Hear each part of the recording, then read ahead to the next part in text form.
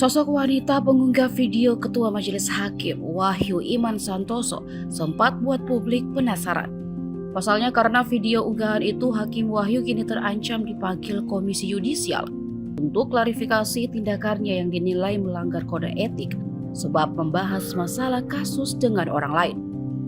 Karena video itu juga Hakim Wahyu jadi sorotan dan disebut diteror oleh oknum yang menginginkan Verdi Sambo tidak mendapat hukuman berat. Kini Komisi Yudisial akan meminta klarifikasi sosok wanita tersebut. Juru bicara Komisi Yudisial Miko Ginting dalam keterangannya Senin 9 Januari memastikan Komisi Yudisial akan melakukan klarifikasi terhadap wanita yang diduga mengunggah video Hakim Wahyu yang lagi berobat ke dokter.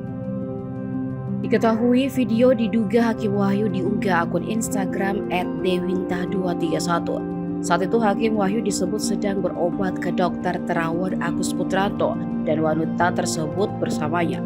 Saat ini kata Miko proses pemeriksaan ahli sedang berlangsung oleh Komisi Yudisial.